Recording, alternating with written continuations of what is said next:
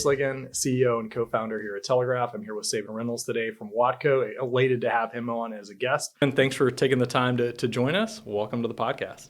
Harris, thanks. As you alluded to, I also started my rail career with BNSF.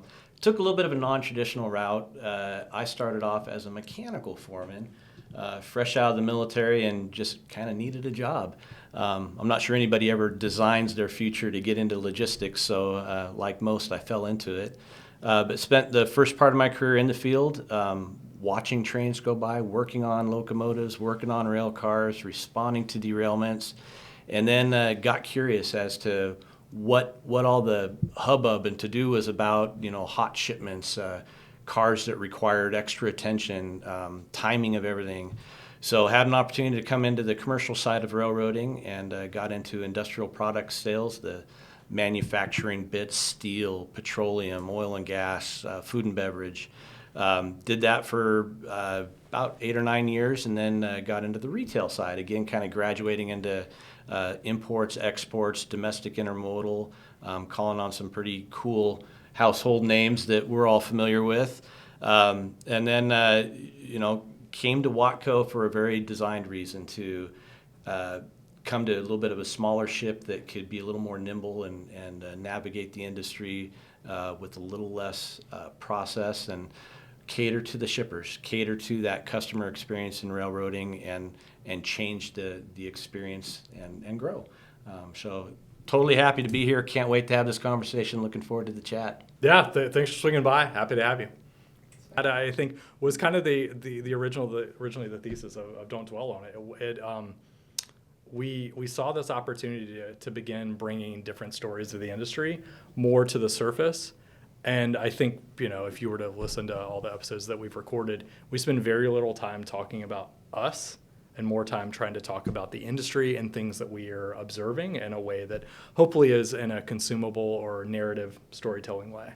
No, absolutely. That's what this industry needs. When I talk about visibility and customer experience, that's exactly it. People want to know. They want to know how it works. They want to know how to interact with it.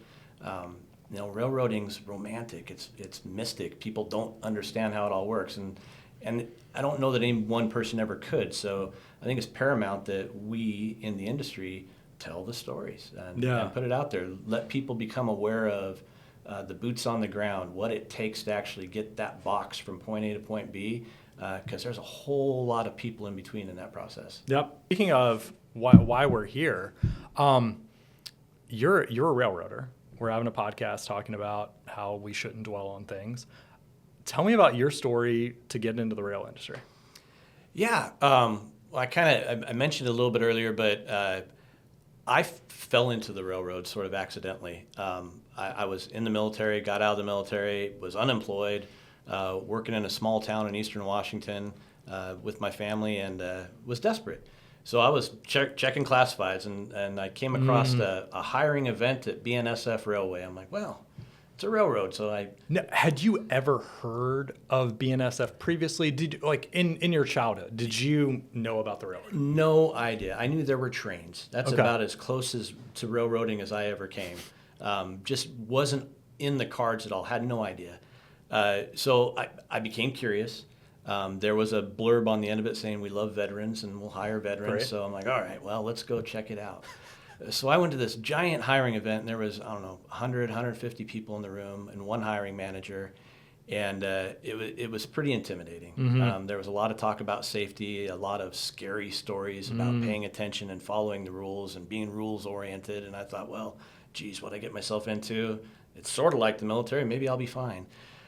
So I get to the one-on-one interview with the hiring manager, and we're having a good chat, and I'm starting to feel comfortable.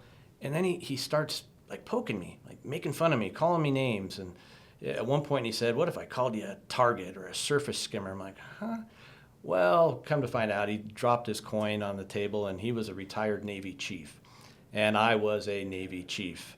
So he agreed that he was going to give me a job. He didn't know what, but he'd give me a call. And a month later, he gave me a call and said, hey, I'm hiring for a mechanical foreman in Hauser, Idaho. which was about a 2-hour drive from where I was currently living. And I said yes. When around what year was this? This would have been in 2006. So that was before Hauser became Hauser that we know it today. Correct. Okay. Correct. It was very much still developing the mainline fueling depot Right. and everything there. I was part of that team that helped bring that into today's world. Right. So yeah, I started off, got into being a mechanical foreman. My job was to supervise and lead the teams that were doing the refueling of the mainline trains, doing the repairs, the rolling repairs on cars that were coming through, locomotives, and then just servicing the engine. Something people don't know about in railroading is, you got your conductor and your engineer on the train, and they're driving the trains. Everybody kind of knows that, right? But do you know what it takes to support that crew? They have to have a crew pack. They have to have plastic silverware in the cab of the car so they can eat their lunch. The toilet in the cab of Right. the locomotive has to be serviced and functional. The windshield wipers have to be tested and work. You have to clean the windshield. You have to make sure all the lights are on. It's sort of this like 200-point inspection to make sure, one, that it's functional, two, that it's qualified to be leading this train and move the freight safely, and three, that the crew in the cab of that locomotive are served, are serviced, are comfortable, can do their job without worrying about the little stuff. And that just started opening up the world to me for railroading.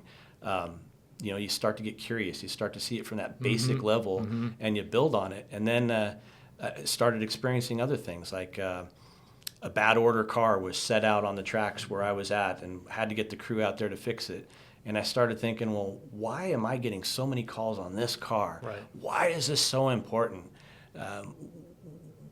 What's the backstory on this? And when you would get those calls, what kind of car was it? What kind of shipment was it? Well, most commonly it was going to be something on a Z train, as we call it, the priority intermodal trains.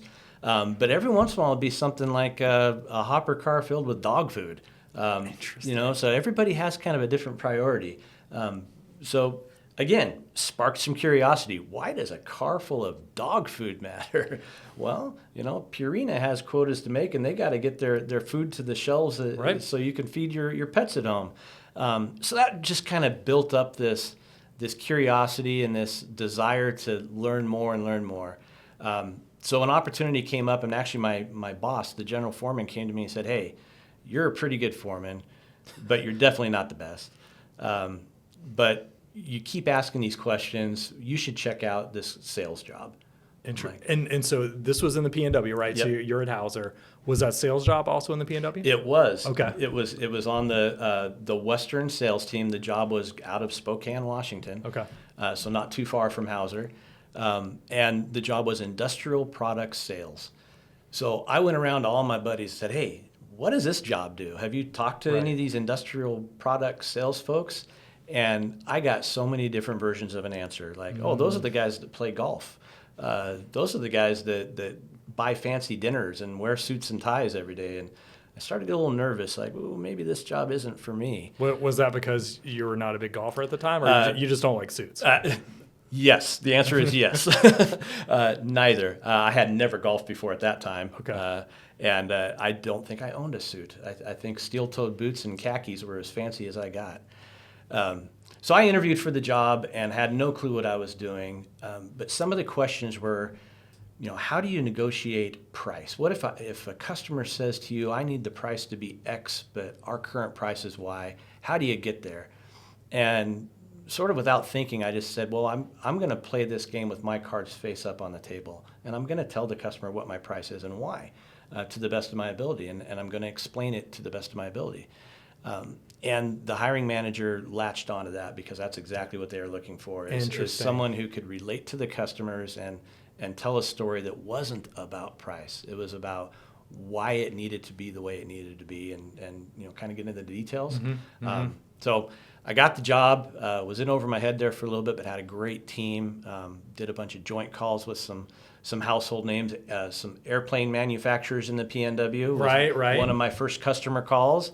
Got to learn a lot about the way they do business and manufacture aircraft. Got into the petroleum industry, oil and gas. Okay. sort of food and beverage. Learned about refrigerated box cars early on. Yeah, I mean that is a big area for a lot of things that we consume on a regular basis. Absolutely. Again, curiosity is what Right. drives this industry, I think, and what drives us to be successful in it. And how I got to where I'm at is, potatoes coming out of Idaho, going back east. Who are the stakeholders in that? Why is that car so important? Right. Why does the temperature need to be set at that particular setting? Yeah. So I learned a lot about that. Really enjoyed it. Got to know an incredible portfolio of shippers and customers, and then was presented with another opportunity to jump over to the intermodal side. Right. And that actually came about. I did a joint call with the intermodal sales rep, and we were at a paper manufacturing plant. And the goal was, let's not take away from their boxcar business, but let's get them to convert some of their truckload business to intermodal on the same railroad. Right. So there were some synergies there. So we had a great customer meeting. I was able to fill in the gaps on the rail side because the intermodal person was very, intermodal focused, had never been on the boxcar Correct. side. Shortly after that same intermodal person referred me to her boss and said, we ought to hire this guy because he's pretty good at this customer conversation bit.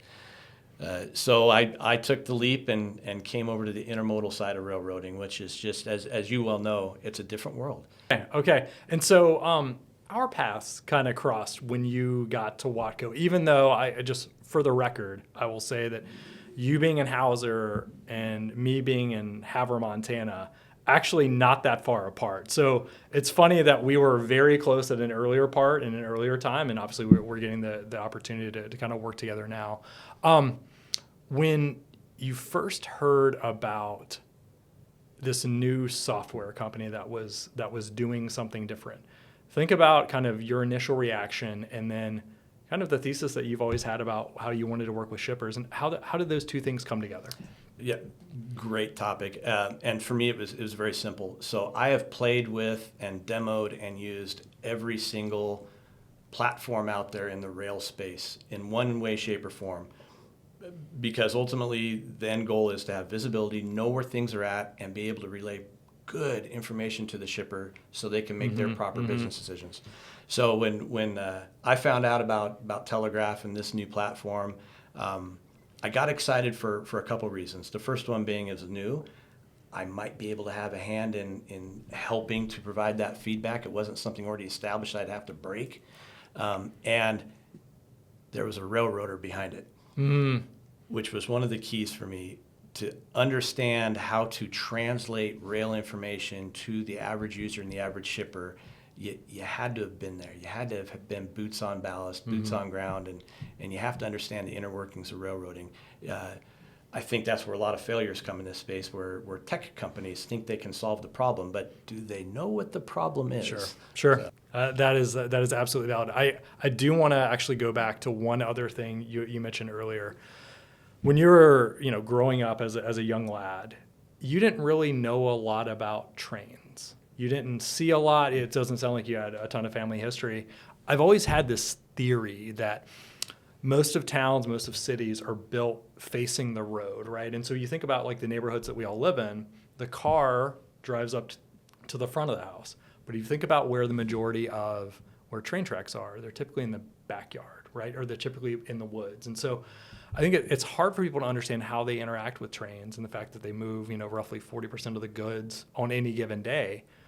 It's because we don't really see them. They're kind of a hidden mode of transportation. Yeah, it's part of that romanticized, driving the countryside when you're, traveling through the Great Plains and you're paralleling a train that's going alongside you, and it's this.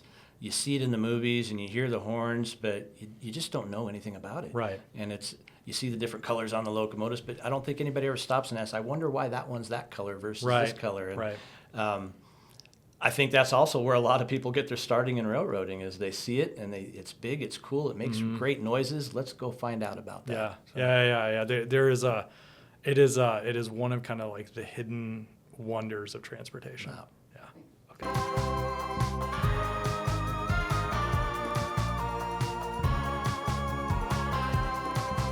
We're going to be talking about some operator horror stories in the break. I think one of the things I am beginning to take away is that you and I have no shortage. And what that would actually lead me to believe is that I think everybody who has worked in the rail industry probably has some amount of things that have gone awry or things that they carry with them as maybe things that they would rather not experience at some point in the future. I'm so really excited to get into this. I think one of the things as we were kind of generating, ideas for this segment, I really started thinking about what is the one maybe thing that happened that thinking back, you maybe made a decision that you would not make again, and remembering it makes the hair kind of stand up on the back of your neck. Ooh, I have a lot of them. To your point, I think railroading is a series of making mistakes and learning how to correct. It's chaos. And one of the things I love about the industry is that the rules have been constructed in a way to constrain all of that. And comparably, it is one of the safest industries to work in. But that doesn't absolve us from there's a lot of weird stuff that kind of happens. Oh, absolutely. And there's a reason for all these rules. And this is another fact about curiosity and how people become sort of aficionados of railroading. It's that curiosity factor. And why are the rules written the way they are? As a mechanical foreman, we had the 7 deadly sins, about ladders and fall protection and pinching your fingers in knuckles and couplers and things like that. And so, quick story, as I was a mechanical foreman, well, not a quick story, I guess all my stories are kind of long. I was a mechanical foreman at Hauser, Idaho, and I had just learned, the 7 deadly sins and the attention to detail, and I was so hyper-focused on let's not pinch any fingers and let's use 3 points of contact when getting up on the locomotive. I probably can only rattle off 4 of them now. It's been enough years, but it's 3 points of contact for climbing up and down rolling stock. Blue flag protection if you're going to be working on, under, or between rolling stock. And it's actually written down. If you violate any of those, the potential for injury is so great that it's going to result in disciplinary action and corrective action. So hyper-focused on these rules, hyper-focused on coloring within the lines, making sure I was safe and leading by example and everybody else was safe. Or in BNSF terms, modeling the way. Modeling the way. There you go. So we were doing a walkthrough on a mainline train that was at the fueling pad, and doing the inspection. And part of my job as an officer of the company was to, inspect and watch the guys do the work so I could critique them on it and score them on it and either give them an attaboy or give them some kind of corrective action.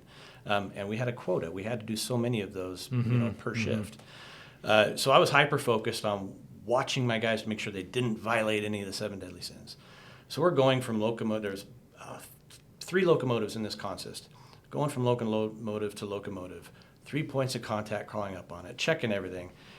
We get to the last locomotive, and the guy I'm with is doing his thing, and I'm like, well, I'm gonna start cutting a corner here. I'm just gonna open the bathroom door so I can take a peek in there. So I reach over and I grab the door handle to the locomotive bathroom, and I open it. Out jumps a massive dog, followed by a big, burly, large man. I don't want to say the dog mauled me. I think I just startled him to the point where he leapt out at me. I fall down. I'm pretty sure I screeched like a 5-year-old girl, and probably had something else happen. Probably soiled my pants. Freaked out. All this commotion. The dog goes running off. The guy goes running after his dog. He's yelling. He's cursing at me. And the crew that I was supervising and auditing that day can't control themselves. They're laughing hysterically. I wonder why. Yeah. It's funny that you bring that up, because one of the stories I was reflecting on as we were kind of talking through this was a not too dissimilar story. I was actually in New Mexico at the time, working as a train master, and had the opportunity that I was out, as you were kind of discussing, doing operations testing. Obviously, you were working on the mechanical side. I was working on the TY&E side, and so I was working, on something you probably have heard of called banner testing. And as you can imagine, in the great expanse of New Mexico, there isn't really a lot of room to hide obstacles. And so the purpose of a banner test is, in the event of a signal outage or there's an obstruction on the rail line. And so I would always effort to really partner up with the crews and help them understand, this is the day that I'm going to be out there. This is a list of things that I'm specifically going to be testing for. And my objective is, I actually want you to succeed. I actually want you to do well, but I could be out here any day, right? And so between a handful of mileposts, there was actually, effectively like a maintenance away shack. And that was a place where between Clovis and Belen, we kind of had this nice midpoint where the maintenance away team and the signal crew could kind of meet up out there and cover both ends of that subdivision. And so I just decided that, it was kind of middle of the day, super hot in New Mexico. So I stopped in to pick up some water while I was out. And as I was exiting the facility, and they obviously have a keypad where it locks behind you, I had some water with me. And I exited the building, door closes behind me, and out from beside the shed stands 3 to 4 guys. So I am in the middle of nowhere. I'm not with anybody. And there are now 3 to 4 strange people who are not railroad employees. They're not locally here in town.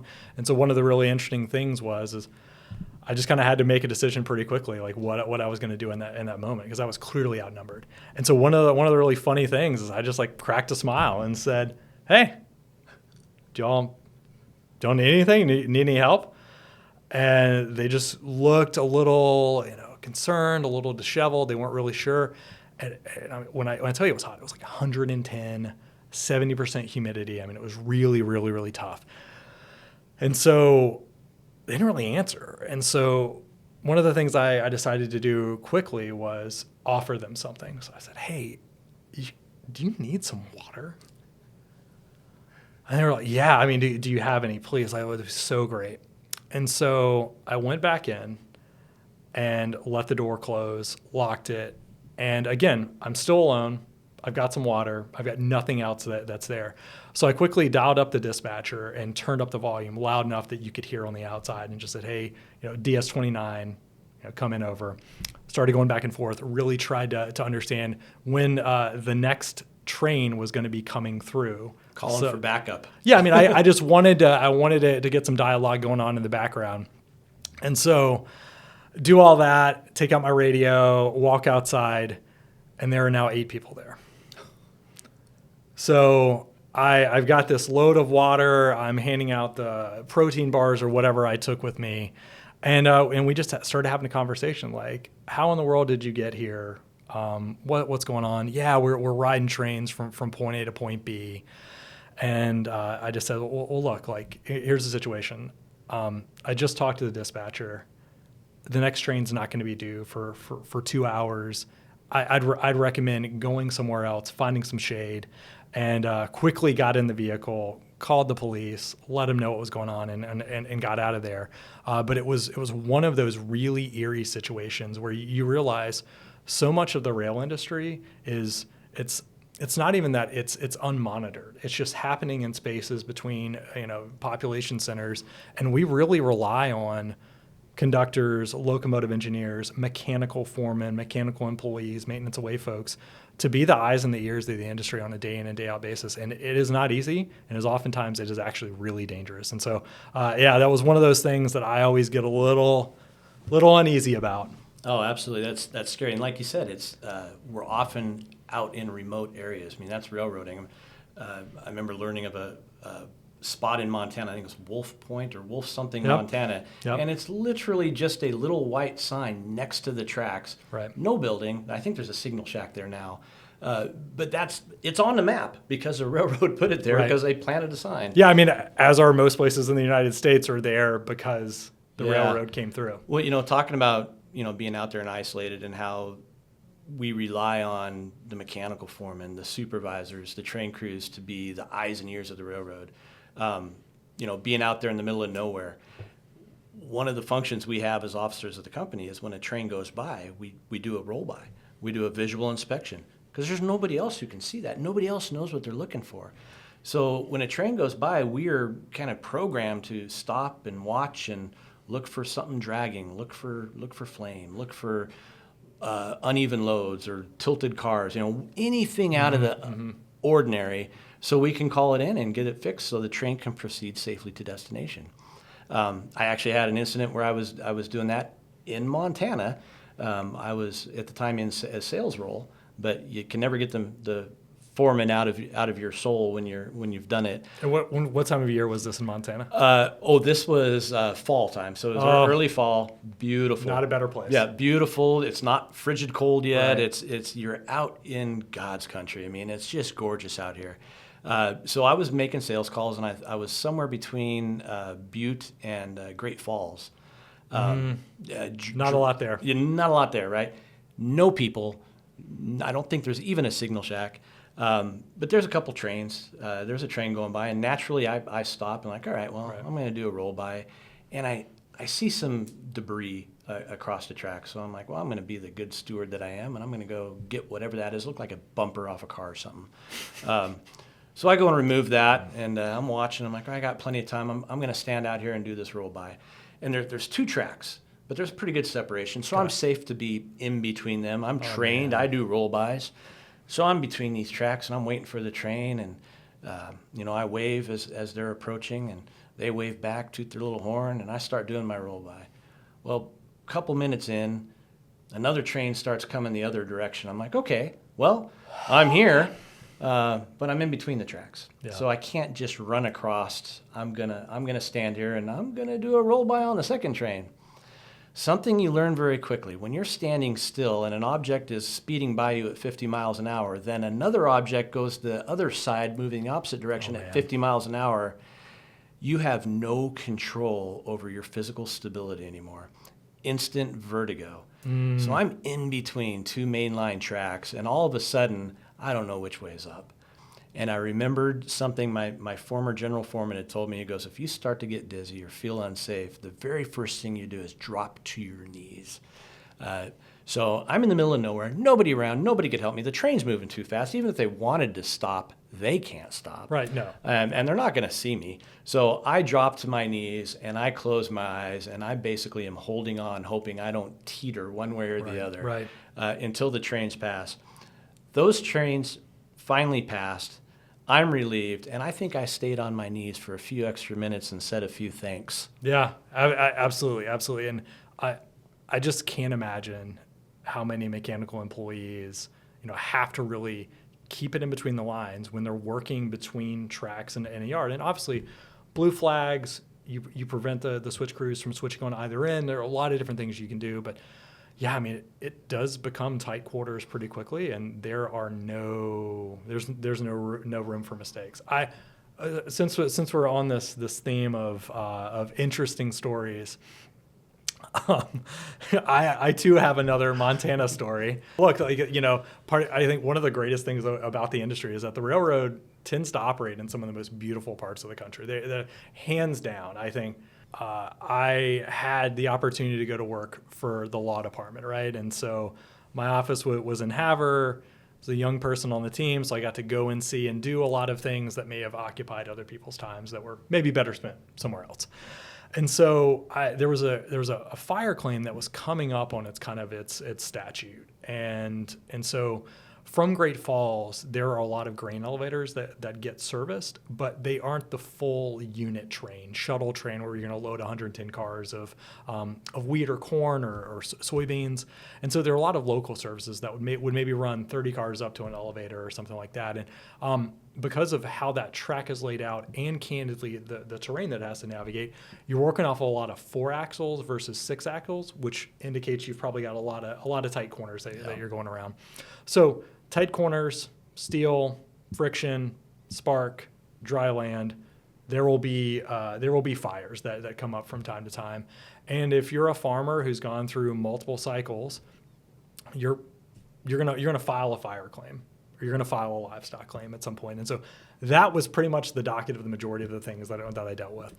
And so I decided I'm going to go work to settle a handful of these one week. And so I get in contact with this rancher who had called, every 3 months, and we always agreed that we would set up a time. But I really wanted to go to them and be on their terms in their space.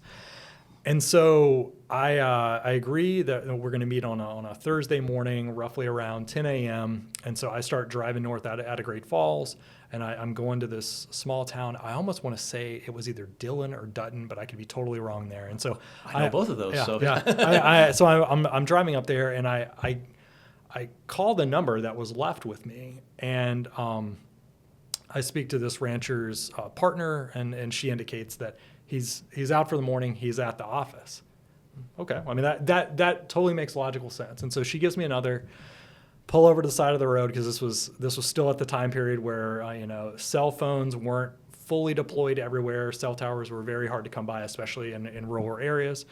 And so pull over, dial the number, and somebody else answers and says, "Hello, the office." Say who I'm calling for. "Oh yeah, he's here." And you can hear some noise in the background. So, I mean, it sounds like it's a fairly busy place. So I'm, about 20 minutes out. I get there, I come up over this hill, and I'm looking down kind of into this initial valley, and it's a fairly small town, right? Single stoplight. You've got a church and a grocery store and a handful of other things. And so I'm like driving through town, I'm looking at the address, I'm kind of looking around at all everything that's kind of going on, and I see a sign for the office. And it's a bar. I knew that was where that was going. Yeah. Yeah. So I walk in to the office, and it is filled with ranchers and farmers. Why? Because it's off season. They're not harvesting. They're not planting. Like this is just free time. And so the amount of heckling. Not to sound like a insurance commercial, but what were you wearing? Jeans. Okay. So you didn't stand out like boots. a sore thumb. You weren't wearing like the polished shirt and khakis or anything. Well, I mean, my shirt was tucked in. Okay. I was cleanly shaven, right? It was very clear I was there for something. And so the amount of heckling I got for the first 20 minutes at 10 a.m. in a bar in Montana is literally off the charts. So anyhow, we sit down. I elect not to imbibe because we were on the clock at that point. And so we eventually agree on that I'm going to follow him out to his land, and we're going to tour the area that apparently received the fire damage. So we get there, meet his wife, meet some of the hands. We load up in some trucks, and we head on out there. The first mistake that I made, because we were going out on foreign, rough land, was I get in the truck with him. And so I look over my shoulder, and there are 3 hunting rifles behind me. And I'm thinking, all right, we've made a decision, and we're kind of in it now. What could possibly go wrong? What could possibly go wrong, right? Yeah. And so we head on out there, and it had been raining for a lot, probably a week ahead of that. And so, as with most grazable land, there are areas that collect a lot of water. And so we're driving through, we cross a couple of those, the farm hands are, doing their thing, and we get to this place where you can clearly see that at some point, something had happened, that there was a discoloration between where the railroad track was, this piece of land, and this other piece of land. So you can make a very strong argument that something had happened, right? And it was highly likely that there was some fire. And so I had kind of seen enough over this 4-hour jaunt alongside his land. And so lo and behold, it's about 4 p.m. Sun's kind of getting ready to set, and we got to go check out this one other area because he really wants me to see where, it was really impactful for the land, and he's not able to plant right now. So we cross a hill, go deep down into across a ridge, and then into the valley. And lo and behold, we got to cross some water, and we get stuck. And we don't get stuck like you just need to get out and push. We bog down. And so we've got to get the hands. They come and yank us out. They're wearing pistols. It is a weird and interesting thing. And so by the time we actually get back to the ranch house, it's probably about 9 p.m. And we're all tired, and they were so gracious about, you can just stay here for the night. We're happy to give you dinner. And I was like, you know what? I think I've seen enough. Here's the number, wrote the check, moved on about our lives, but it was one of those it was just one of those stories where, again, the railroad will take you plenty of places, but you just better be careful as to where you're going to end up. I love it. And that rancher's probably thinking, man, that was the nicest railroader I ever encountered. Yeah, I mean, maybe. Yeah, I mean, we spent the whole day together, and at 10 a.m. he was certainly having a good time. Wow. When you kind of look back on your career and you think about all the unique stories that we didn't even get into today, what is something you would kind of want to like, leave the audience with when you think about your experience with the rail industry and kind of what it taught you? I was talking to Maddie about this earlier. I think I wish and I want to encourage folks to engage, be curious, approach, ask the questions. As a shipper, who maybe is not familiar with rail, everybody knows trucking. Trucking's out there. Go out and meet your crew. Go out and talk to them. Meet the boots on the ground. Look at the locomotive. Ask questions about how and why. Understand the car that you're loading. If you step outside the box of the process that you're fulfilling as a procurement or supply chain person or logistics person, that's where the real education and knowledge and growth really comes from. And that's where the whole goal, my mission in this industry is to retire by leaving a thumbprint on it where we've influenced change. We've affected a difference and made our timestamp on it.